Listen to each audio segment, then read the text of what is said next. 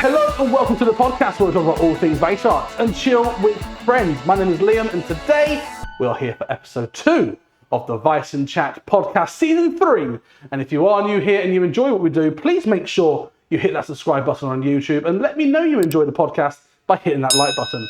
As well as that, check out my other socials on Twitch, on X and on Discord. Links are down in the description below.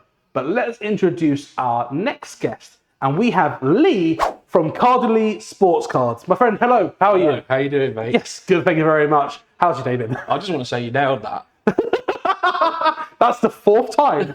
It's the first time. It's definitely the first time. Definitely the first time. Yeah, I'm good, thank you. Yeah. Good. So Leigh here is, again, first of all, from Cardileigh Sports Cards, a sports card collecting channel, Instagram brand sort of thing. And also is the lead organizer of the Leicester Card Show happening on March 2024, which I'm very excited for, by the way. So I guess starting off, I want to talk about your introduction to collecting cards. Like, where did it all begin? It was a progression, I think, from football stickers, I believe. I would say I was about 4 years old. It was World Cup 1990, I think it was. The Panini one. Yeah. My nan used to buy me them, and then it escalated. Really, I got hold of some. I think there was a Sabutio set of cards that came out. There was a game you could play. I had like Alan Shearer and people like that. I got hold of that, and then it just escalated from there really further. And then my cousin moved to Canada. And he got into ice hockey and started sending me over little gift packages. Oh, right, yeah. And one of the things he'd send me was like packs of hockey cards. So that's how it escalated. And it just got further and further and further. And I've kept hold of everything. And then Pokemon come along and then that just blew everything out of the water. I was going to say, like, obviously, you started very casually, like you said, but at what point did you switch from being a casual collector to a more serious collector? I'd say about 2017. 2018, something like that. I hadn't bought anything for a long while, long while, and then just through Facebook, I found a forum, like a group for hockey cards collectors, and I thought, oh, that's cool, I'll have a look. And then I looked more into it through that and found that you can get autographs and you can get patch relics, cards with parts of players' shirts in and things, and it sort of got me interested straight away. And then I found one on one of the forums that was for sale, like only cheap, but I wanted it, so I bought it. And then I just got addicted from that there, really. I got back into collecting. And then I ended up going through the attic at my mum and dad's and finding all the old stuff. Yeah, bits and bobs from when I was a kid. So that's like that were in folders and things. Yeah, so when I was a kid, again, I used to collect Pokemon when I was a young kid. And I remember I got to university and I was like, oh, Mum, I really want to try and find my old stuff. One, it's worth a fair bit of money. And secondly, I just want to, be nostalgic. Yeah. Found out she sold it all at a car boot for a tenner. It wasn't great. But it's fine. That base set Charizard. Oh no. I would have had at least a couple. That's the sad thing. And I looked after them, and I was a kid. Like Yeah, that was one thing I always had. I always had like binders. Respect for them. I was always really careful, and I'd always put them away. And I'd look at them, but get them out and look at them, and then put them back. It was like a pride thing. Yeah, absolutely. Especially in the shiny cards. Especially in the shiny ones. Yeah, definitely. So I guess moving more specifically onto Cardileigh Sports Cards, you stream on Whatnot. Yeah. And you do like you're like a Whatnot seller, aren't you, basically, for the cards? I mean, what made you start? Whatnot's quite a new thing. What made you go into that? To be fair, this whole Cardileigh thing's only happened like last year. Oh. I was just putting my cards up on Instagram. I met my new girlfriend, and turned up at her house with a load of my stuff and she was like, "What's this?" And I was like, "These are cards." She's like, "Are they worth anything?" And I was like, "Maybe. I don't know. We'll see." And she was like, "You do know you could probably turn this into some sort of business one day if you really put your mind to it." So then it was like, right, okay. And then I had like a 5-year plan. And the 5-year plan was to eventually get to a point where I could have like a shop, an actual shop. Yeah. And about 6 months in, Whatnot seen my Instagram, messaged me out of the blue and said, Wow. would you like to get involved with selling and streaming on the platform? So I took the opportunity and had a go. I mean, don't get me wrong, I don't go on there that often. I'm concentrating on the card shows at the minute. Makes sense. And I'm vending. I also started vending as well. So I actually sell at shows now as well. So I'm putting all my focus on the card show side of things. Whereas before I was putting my focus into getting stock in to then go on Whatnot, stream, do auctions, and but I've got it's time consuming with the card show stuff. Yeah, I relate to that. I mean, moving quite nicely onto the card show, obviously, like Leicester Card Show, first Leicester Card Show ever. I guess going into the card show, what made you want to start doing card shows? That was another thing. I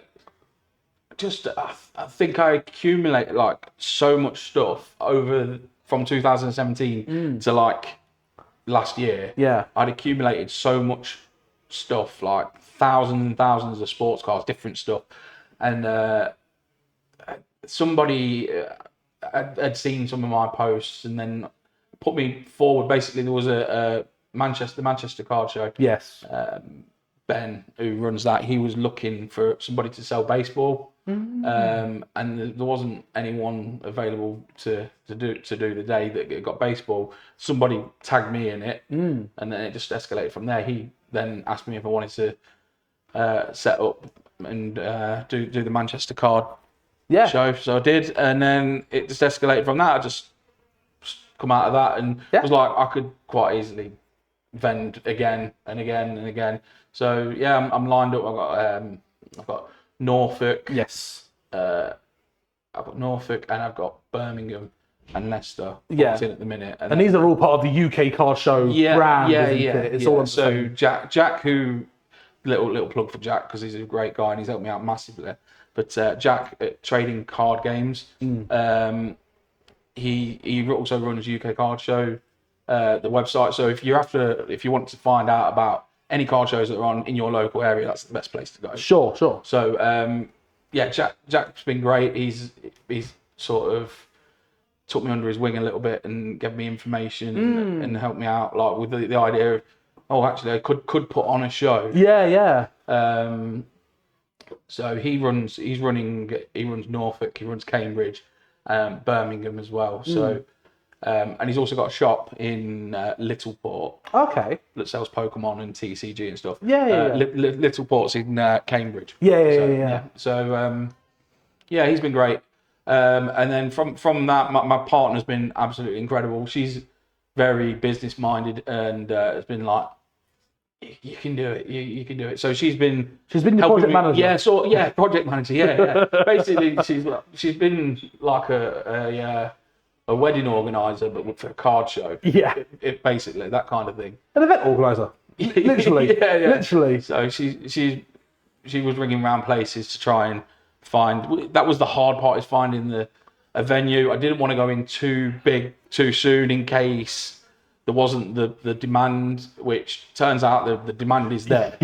So I know if there is Leicester Card Show 2, then it'll have to be a bigger venue. 100%. It was funny when I saw the stuff about the Leicester Card Show. I reached out to you and went, it'd be quite cool to like promote some Weiss shorts. I've already spoken to Bushy Road and said, could I get some promotional materials? And I'm like, just let us know, sort of things. So they're already on board, which is great. And then obviously we've also got host Warring Card Game who are really interested. And they're like, we've run out of space. I'm like, oh no. I'm trying to accommodate. I will try. The best I can. But absolutely. I've been like overwhelmed with the amounts of vendors that have, and people that have asked to be able to vend. Has been phenomenal, really. Considering it's just a little idea that escalated into something a little bit bigger, and we'll see how it goes on the day. I'm guessing. It's got the makings of something pretty cool. It has, and Leicester's a really good location as well. Like Birmingham and Leicester together, like whilst they're close enough where you can travel to one or the other, they're both far enough away with a big enough crowd within those cities to have their own shows. And I think that's really, really cool. So again, I know there's loads of guys in Leicester that play card games. And I can only imagine how many there must be that collect as well. Just, again, more sports cards rather than actually playing the likes of Pokemon, One Piece, so on and so forth. So I can only imagine, if it did become bigger, could you run an official event alongside it down the line? Sort of thing. That'd be like, I know One Piece Treasure Cups, they did a Treasure Cup at the UK Games Expo back in the NEC last year. And I'm like, well, if they can do it, a smaller card show could easily run a smaller game, i.e. like host, like Weiss slots, or just run a grassroots event. So, I think that the future is there, not just for the collecting side, but also the player base. There's so much potential going forwards. I'm sort of just dipping my toe in just to see where we're at with it. I'm trying to make it a sort of family friendly thing as well. I want to try and get some new people there, like new collectors that are young families as well, that are new to it, because there's nothing better than, like, I remember opening packs when I was a kid. There's no better feeling. You get a good card or... And that's the thing. It's like, it's just really cool that being able to facilitate something like this in this area where things like this don't happen very often in Leicestershire. So the fact that you're like you said, you're dipping your toes in, see how it goes. You've already seen that the interest has been overwhelming and you've been inundated with requests to vend. I mean, I don't know how ticket sales are going at the moment. Yeah, they're going steadily. Good. I mean, I'm hoping they're going to pick up a little bit, but we should be able to fill capacity. And that's the thing as well. It's really cheap. Like, so I guess actual promotional plug. It's the 2nd of March, £3 a ticket. Yeah, no, £6 for adults. £6 for adults. Yeah, £3 for children. Under threes go for free. That's really cool. And then hence the family aspect. That's really cool, actually. So, I mean, if you haven't already, check out the link below where you can actually purchase tickets on Eventbrite. But I'm really looking forward to it. Like, I'll be there myself. I'm looking forward to seeing you about doing some... some vlogs and stuff like that. And hopefully we'll do a few things where I'll go around the microphones and get a couple of comments from people. If we do another one and it's a bigger venue and stuff, I'm hoping to get an area set out so people can podcast there. That would be really cool. So if there's someone, I don't know, someone there from another, online channel or whatever, you want to talk to them or whatever.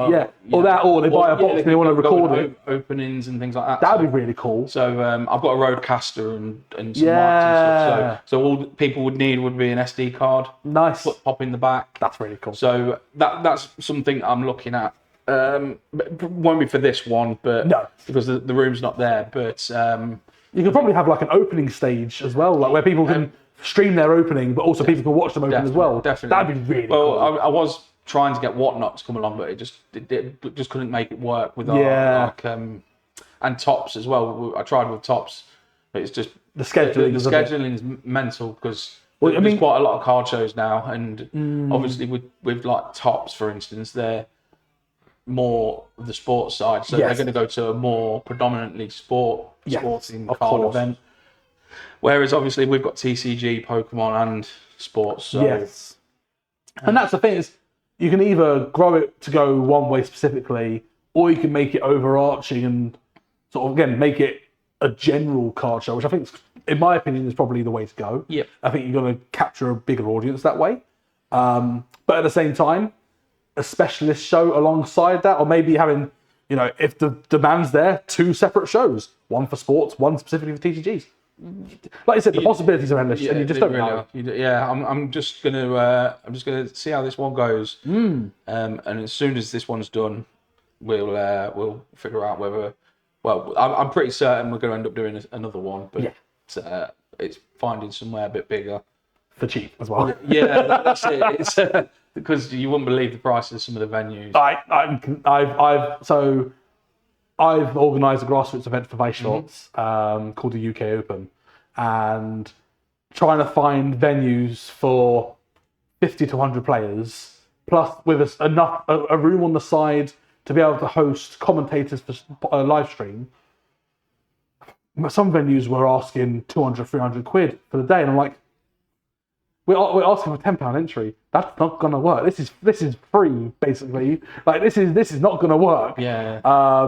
Not with the small, like Weiss is a relatively small player base compared to the likes of Pokemon, Yu-Gi-Oh, so on and so forth.